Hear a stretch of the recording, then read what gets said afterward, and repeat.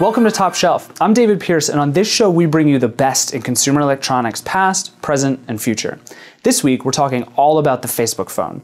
Or phones, I guess. Lots of phones.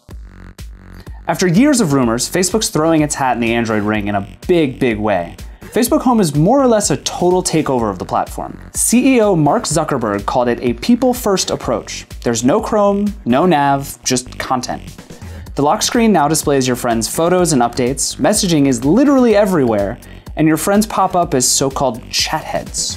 Facebook Home is launching this week for a handful of high-end HTC and Samsung devices, including the upcoming Galaxy S4. But HTC is also releasing a standalone Facebook phone called the First. It's available this week for $99 from AT&T. We spent some quality time with the device, and you know what? It's not bad. The HTC First is an anomaly, really, for a whole variety of reasons. For one thing, it's not gigantic. With a 4.3-inch screen and a thin, rounded body, it's actually usable in one hand. And in a market where 6-inch phones are a thing, that's pretty rare. It's a nice size and a nice weight, though it doesn't really feel like a premium device. We've been using the HTC One for a while now, and compared to its gorgeous metal body, the First's matte polycarbonate back feels like something you might get off a shelf at Toys R Us. It's perfectly well made, but from the moment you pick it up, it's clear why the First is $99 and not a high-end device like the One or the iPhone 5. It actually looks like the love child of the iPhone 3GS and HTC's last flagship phone, the One X. It's good, not spectacular. But for a mid-range phone especially, there's a lot to like here.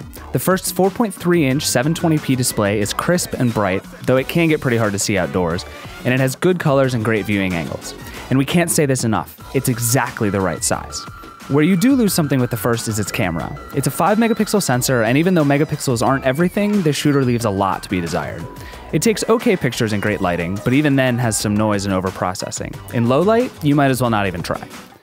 We've heard rumors that HTC is working on a phone like the First, using the One's ultra-pixel camera, and we're hoping they're true. That's a much better proposition.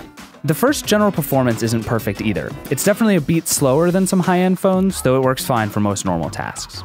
Battery life is, well, mid-range. Below the screen are the first hints that this isn't like any other Android phone. There are 3 menu buttons, yeah, but they don't look quite like you'd expect. There's a left-pointing arrow, a circle, and a horizontal line. That's because though this phone does run Android 4.1.2 if you're counting, you'd never know it. This is a Facebook phone, with Facebook's new Home software layered over top of Google's operating system. It takes over the home screen, the lock screen, your messaging, and constantly reminds you of Facebook's presence in your life. The appeal of Facebook Home is entirely dependent on how you use Facebook. Because it completely changes how you use your phone, turning an Android device from a curated list of apps, widgets, and backgrounds into essentially a picture frame showing what your friends are up to. If you have pretty friends who take pretty pictures and say witty things all the time, you're golden. But are you still friends with your ex on Facebook? Or do you have a bunch of friends who think blurry photos are the best photos? If so, you're in for kind of a weird experience. Facebook wants to be front and center on your phone, but do you want Facebook front and center on your phone? Whether you do or not, the First is a great phone. It's a good size, it has LTE, and even though its performance isn't perfect, it's solid, and for $99, this is a pretty good buy on AT&T. Facebook Home, on the other hand, is coming April 12th for a couple of high-end HTC and Samsung phones, as well as on the First.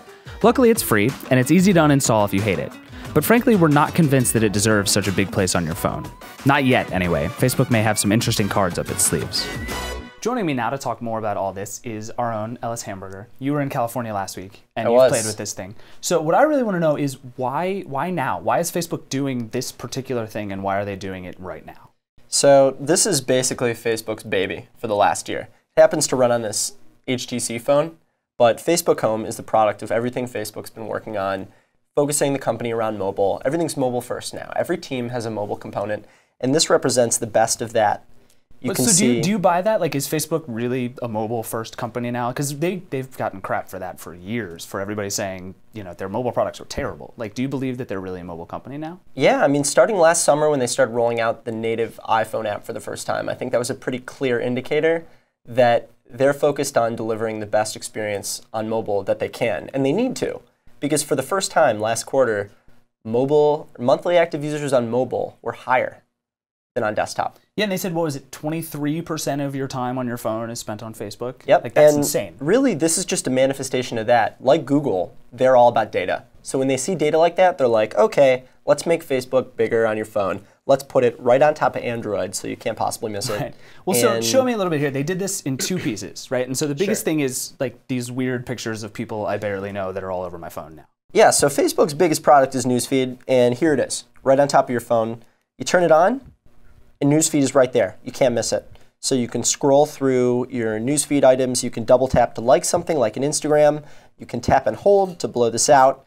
And then you also have this called Chat Heads, which is basically your SMSs and your Facebook messages all inside of one screen. And this actually stays right where it is unless you move it, and even if you're inside of another app. So that's kind of making a big statement right there.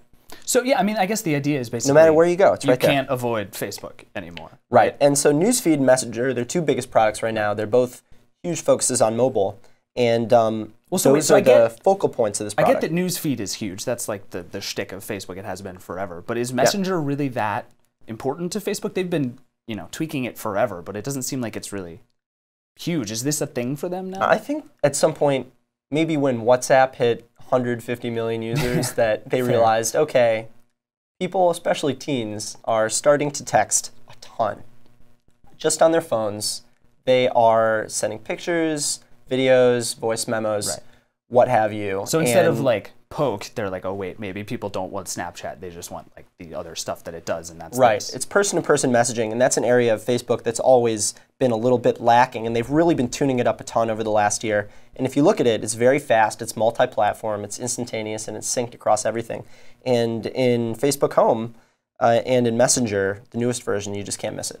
So, and this will work even on, the Messenger piece will work even on phones that don't get home. This is like the new way you message. Yeah, Chat Heads is really big for Facebook. I mean, it's kind of like your friends' faces are always there. And it's not immediately apparent whether you're texting them or you're Facebook messaging them. Kind of like with iMessage, which is a good play for them. Because as long as you're getting in touch with your friend, that's the goal, right? Right. Like that's the dream, right? Is like I need to get in touch with you. I don't necessarily care how I do it. I just want you to know that I'm trying to get in touch with you. Right. And there's also group messages. You can take somebody, you can throw them off screen, and you can even rearrange these. And these are meant to kind of stay with you as you're, let's say, you're looking at a map or something like that. You're saying, oh, hey, Ross, here's where I am. Pop out, pop back in.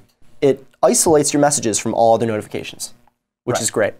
I mean, it's brave, right? It's like all your other notifications are still in the Android notification slider, but just messages are here, and that's kind of them saying this is top priority. Right. Well, so that's kind of the weird thing for me is that it seems like what Facebook is doing now is almost, you know, trying to obviate all of these other Google services, right? So instead of having your SMS messages and Gmail and Facebook or whatever, they're all sort of in Facebook's realm, even when it's a text message. Is that fair? So it seems like they're trying to like encroach on Google's territory with Android here. Is that where this goes next? Like they promised monthly updates. They've said that they have a lot more features, and they have a lot more things they could do. They have the voice calling, they have video calling with Skype. Like, are they eventually just going to take over my entire phone? Is that the plan? It seems like it, and I mean, based on what they've done so far, Google doesn't seem to be a very big barrier. If anything, they've said Android is making this pretty easy for us. Yeah, it was funny. Zuckerberg got up there and he was like, "Thanks, Google, for letting us do whatever we want." I mean, they didn't need to fork Android and slow it down like Amazon did. They basically created a launcher and a lock screen combined with your home screen, and it's kind of the whole package. They spent a long time re-architecting all these physics to make them feel a lot smoother. They kind of had to dig into the Android source code to do that. And I think it was fruitful, and I think it worked, and it's a really smooth experience that like kind of lays the groundwork for what they're going to do next. And I mean, nobody's emailing anymore. Right. They want to focus on how people are using Facebook and how people are communicating in general. So what do you think is next? Is it going to be voice calling? Is my phone app going to be replaced by just dial Ellis with Facebook? You know, I think if that person is online and they have Facebook Messenger installed on their phone, that's going to be the default. And I guess why not? Like, I feel like that weirds me out, but I guess it's really not that big an issue. Yeah, not only that, I mean, the carriers are so stubborn about letting you call or video chat over cellular data. You know, they don't want their minute plans going away ever. Right. But I mean, that's what's going to happen. Yeah. But you're connected to somebody over Wi-Fi. It's a lot more efficient and a lot higher quality. Right. So just call them that way. That does sound kind of nice. Yeah, and as of a few months ago, that's what you got. I mean, it's only in a few countries right now on iOS and on Android. I think it's only in Canada, but free calling over Facebook is going down. Yeah. And I mean, hopefully that's what they do, is make that the default on your phone, whether you like it or not, because it's going to be a better connection. But so you don't think they're going to take, the natural extension then is build their own operating system. And Tim Carmody wrote this great piece where he compared it to Mozilla and Google back in the day when Google built Google Toolbar and Firefox, and it had all these cool features, and they kept doing more and more and more, and eventually we're like, well, screw this, let's just build our own browser, and now they compete with Mozilla. But you don't think Facebook's going to do that here? They don't have a ton of expertise really coding down to the hardware and working with these manufacturers. I mean, this is software running on an HTC phone, but I mean, this doesn't feel like the kind of situation where they necessarily, yet at least, have the expertise. I mean, that's part of the reason I think that they didn't build a phone. I mean, that would have been monumental enough to work on some hardware of their own. But really, what's the difference, right? Yeah. I mean, this looks like a Facebook phone. And it works like a Facebook phone to look like a Facebook phone. And I mean, it's one of the first phones to ship with Instagram right on it. And you can imagine that any other apps that Facebook comes out with are going to be stock on here. And that's kind of like the one app for one purpose type of mentality. And they want it to just be your Facebook toolbox. And whatever functions they feel like rolling out, they can just add it in that once a month release cycle. But then what's weird to me about that is they did make a phone, right? It was the weirdest thing ever. Mark Zuckerberg comes out at the beginning of the event. No, Mark Zuckerberg comes out and he was like, I want to talk about the Facebook phone. Oh. Just kidding, we didn't make a phone. And then he comes back like an hour later and he's like, just kidding, we made a phone. Right. Like, why on earth would you make this whole play for we want every phone to be a Facebook phone and then build a phone? I don't think this is how it might be imagined, like Google working with Samsung or Google working with LG on the Nexus 4. I don't think it's as closely as that. I mean, if you look on the back of this phone, there is a Facebook logo right there. Yeah. But I mean, you can go right into your apps, and in home settings, you can turn it off. Right. Just like that. I mean, you can't do that on other Android phones. True. And it's created as an experience that kind of lives on top. And I think that that's also the reason it's so lightweight. And maybe that's easier for them to code for as well. Yeah, but it seems to me that, do you think people, like this phone is $99, right? So, and it's small and it's fast and it's pretty light and it seems to be a phone that people are going to get into.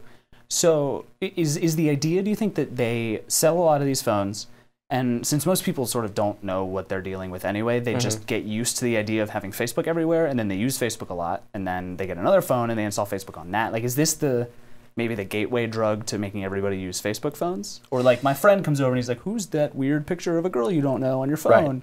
And then they go buy or download a Facebook app. Like, I still don't totally get the play there. Well, I think that it's an experiment. Facebook, anytime you talk to them, they talk about their hacker culture over and over and over again. They talk about somebody stayed up all night working on this at a hackathon, or it was on the weekend and they built something, or they had an idea and they pitched it to Zuck and he said, go, and then they went. Because he's Zuck. And they tried it. I mean, if you look at... He just sits on a throne and he's like, yes. Yeah, if you look at something like Poke, there were lessons learned from Poke even though nobody's using it.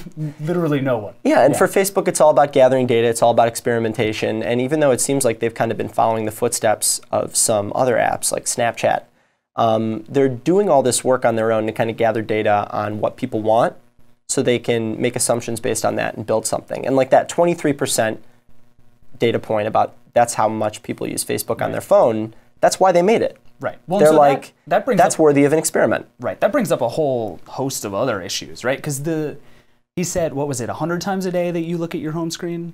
And it's like the first thing you look at in the morning and the last thing at night, and it's with you all day, and every time you open your phone, there it is. And so now they, that this puts Facebook there in all of those places. And I get the appeal of that for Facebook, but that brings up all sorts of possible privacy issues, right? Like this is just running all the time, and it's presumably it's getting location data so I can check in. It's prompting me to upload photos. It's prompting me for my status all the time. And a lot of people sort of freaked out about the privacy issues here. Some people, I think, got kind of out of control about it. Like everybody always gets out of control about everything. But are there, like, should I be worried about this? Is Facebook going to suddenly own my life? Is this like Mark Zuckerberg spying on me if I'm using my phone? I don't think so. I mean, maybe somewhere down the line, but at least for right now, the only place you're really seeing ads is your newsfeed. And yeah, this is with you all the time. It's in your pocket. It's recording your location. And it's kind of hard to tell exactly how Facebook is going to use that information right now. But I mean, as is always the case with Facebook, If you're not buying the product, then you are the product. And that's kind of what you're signing up for if you get on board. And you know what? It is a great phone. And for people who are addicted to Facebook, as Mark Zuckerberg said, this is the best experience. And I mean, if you're not using Facebook very much, you might want to get this phone because it's a good phone. Right. But Facebook Home is not the market. You're not part of that market that they're addressing. Right.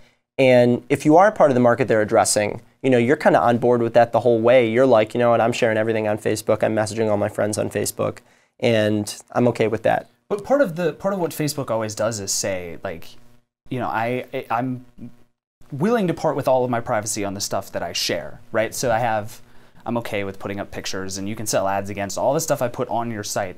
But then the worry here is that it's just running all the time. Like Facebook is just sort of happening in my pocket all the time, but you don't think there's necessarily anything to worry about there. I saw somebody writing about how like Facebook can now track my location all the time, and part of me is like, well, they could probably do that anyway.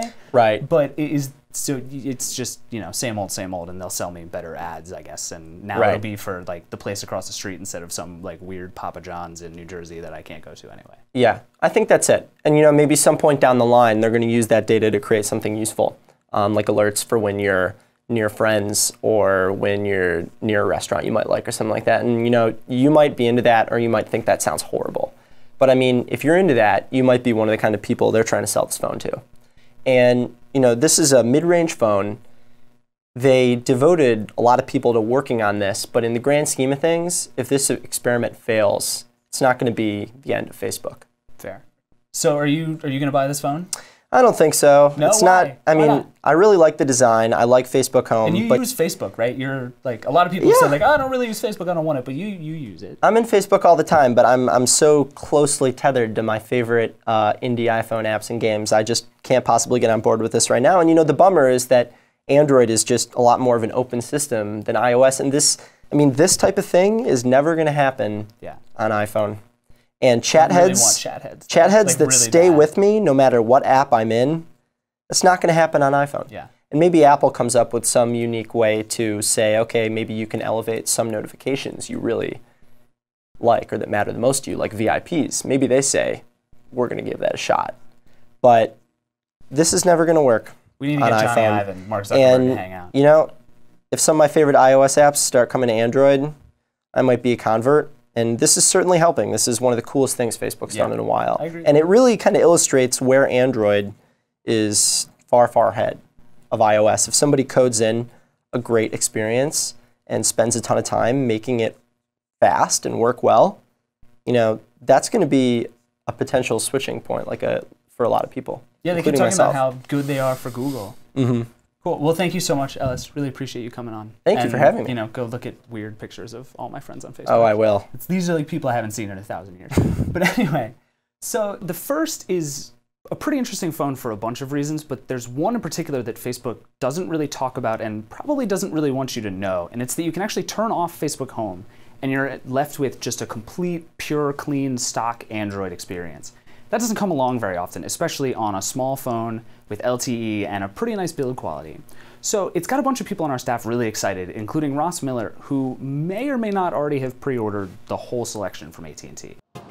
The new Facebook Home places a heavy emphasis on people first, apps second. Thing is, I'm not exactly a people person. Baby picture, self-portrait, engagement photos, mounts at sunset, mounts at sunrise. She really hates Obama. But despite all that, I'm still enamored with HTC's First, the so-called Facebook phone. Why? Because with a push of a button, I can get rid of Facebook Home, and therein lies the beauty. Hidden inside the HTC First is a Trojan unicorn, stock Android with LTE support. Like most phones, the HTC First comes set up with a skin over Android. Think Samsung's TouchWiz or HTC Sense. Unlike those phones, Facebook Home is incredibly easy to turn off. In fact, it's the first option in home settings. There's no rooting or hacking involved. I've now got bone stock Android 4.1 Jelly Bean. The HTC First is considered a mid-tier phone. At some point, all companies made a pact that high-end Android devices needed 5-inch screens. But I don't. I can use the HTC First in one hand and everything is easy to read. Sure, the phone's not as gorgeous as HTC's amazing one, but with the matte back, it just feels better. Also, it doesn't do this. The truly devoted Android lover will probably still want to opt for the Nexus 4, and there are many good reasons to do so. It's got the latest version of Android, and it's got a tacit guarantee from Google that whatever version of Android comes out next, it's probably going to get pretty quickly. With the HTC First, there is no guarantee it'll be upgraded at all. But I can live with 4.1 for a couple of years. I've used Android in the past, and I've grown to accept being a version or two behind. Besides, I know it won't stop me from getting the latest apps. The other nice thing, it supports AT&T's LTE network, which isn't something any Nexus device does right now. That may not matter to everyone, but having spent months with an iPhone 5, I just can't go back to slower speeds. Yes, the camera is so-so, and truth be told, that'll be the one thing I really miss from my iPhone. But for Instagram and Twitter, it's good enough. I don't need the latest and greatest, and I don't want all the bells and whistles. I don't want a 5-inch device, but I need a break from my iPhone. And with the HTC First, I can't think of a better option right now. And that's our show. Thanks to Ellis Hamburger and Ross Miller for being here. For lots more on Facebook, Home, and the HTC First, including our full reviews, be sure and check out theverge.com. Thank you so much for watching. We'll see you next week.